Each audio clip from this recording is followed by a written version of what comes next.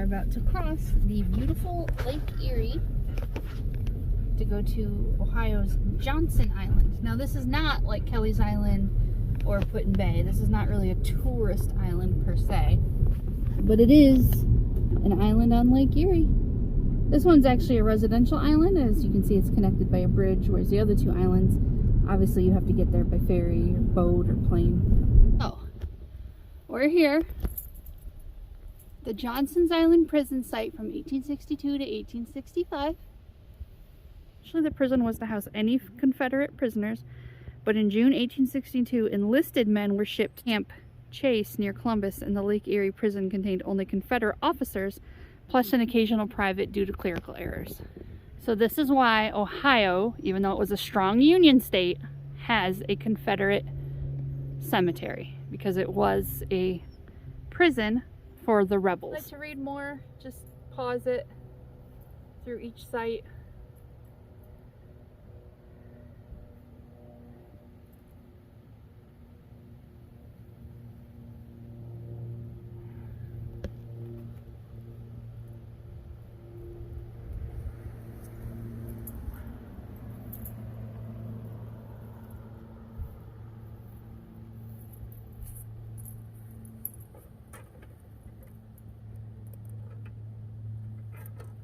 Monitored by video surveillance, it has to be.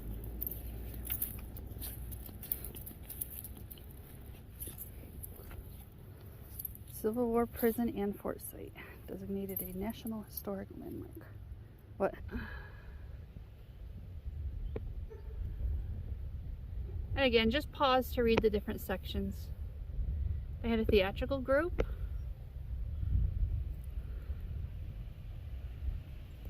They had a store.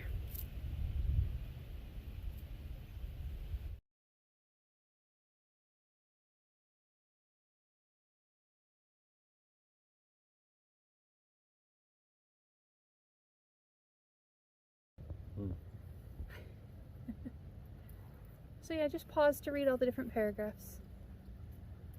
Okay, you ready? You guys can't go in the cemetery, but we can learn about it, right? Right, Fifi?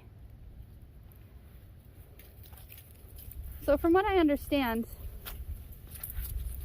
it was kind of a mass burial for a while. I mean, they were prisoners, so it's not like they were buried with full military honors or anything. Gotta really behave here. You're on camera, remember? They said the premise is monitored. I bet it has to be, though. There are probably people who would either vandalize. No matter what, it's history. Doesn't matter if you agree with it or not. Right? It's a historical site and it should not be vandalized.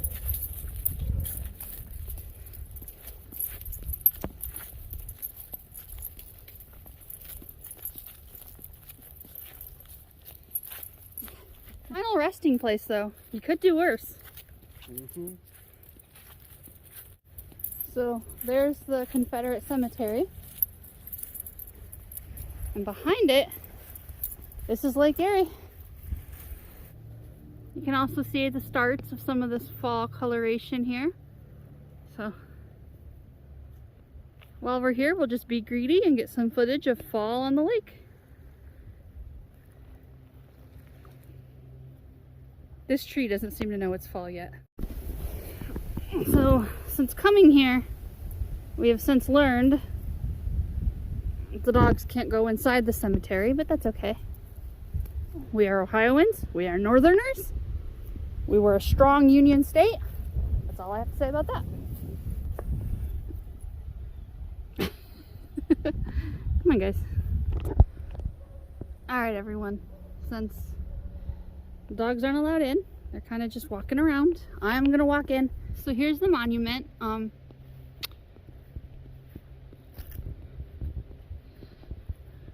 Erected by the Robert Patton Chapter, United Daughters of the Confederacy of Cincinnati, Ohio, in memory of the Southern soldiers who died in the federal prison on this island during the war between the states. Dead, but sceptered sovereigns who still rule us from the dust. That's what it says. I am not making that up. The Johnson's Island Committee, composed of Ohio Division United Daughters of the Confederacy, the Lieutenant General James Longstreet Camp 1685, Sons of Confederate Veterans, and other loyal to the cause in the course of its mission, discovered additional remains both inside and outside the iron fence in numbers greater than is presented by the extant 1890 grave markers. Concurrently, the committee researched the burial records, the state rosters, and other primary documents to develop a list of individuals who perished on the island in the military prison camp.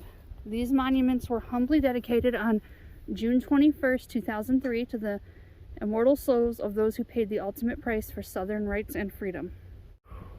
In this hallowed ground, surrounded by the iron fencing gates that date to 1912, are 206 marble grave markers. These markers were placed in 1890, courtesy of the citizens of Georgia, replacing the original hand-carved wooden markers. In 1904, the Robert Patton Chapter 445, United Daughters of the Confederacy, purchased the cemetery and cared for it until it was presented to the federal government in a formal ceremony on June 5th of 1932. 267 sets of remains of those who died in the prison camp from 1862 to 1865 have been located through the use of non-invasive ground-penetrating radar.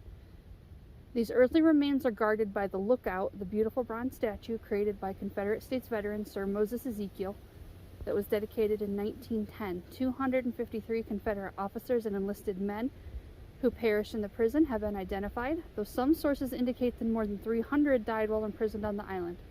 This work was accomplished using the best available scientific methods and primary sources at the time.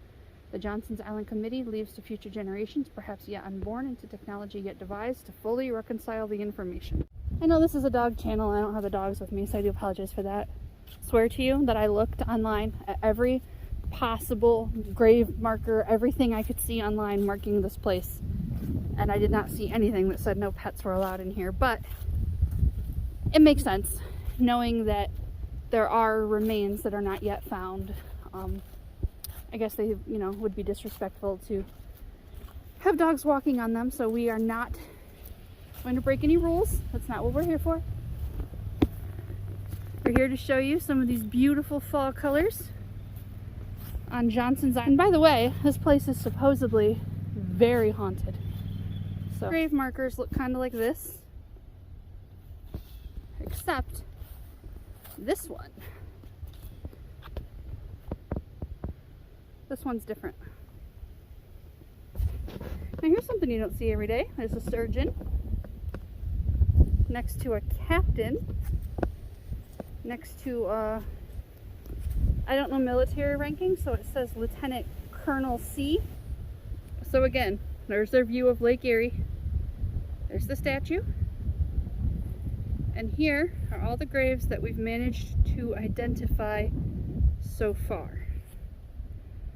You have to remember, this was a prisoner of war camp, and something that none of these signs seem to talk about, but these were a bunch of Southerners. And they came to Ohio, and for the first, you cannot imagine what their first Ohio winter was like for them. Okay, so on November 5th of 1861, the War Department leased one half of Johnson's Island and began constructing a 15-acre prison camp on the southeast shore. When complete, the prison complex included a 14-foot tall board stockade that enclosed 13 barracks, one of which served as a hospital.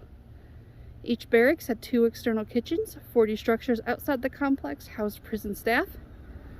A redoubt with artillery looked down on the prison to guard against insurrection. Okay, so here's the whole thing. If you want to read it, there's a little bit more about it here.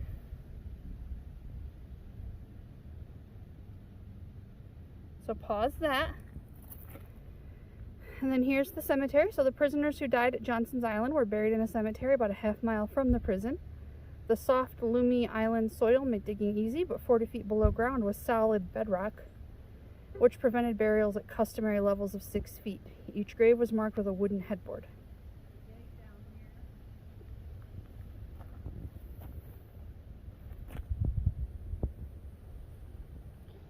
Here's the person who helped to save the cemetery.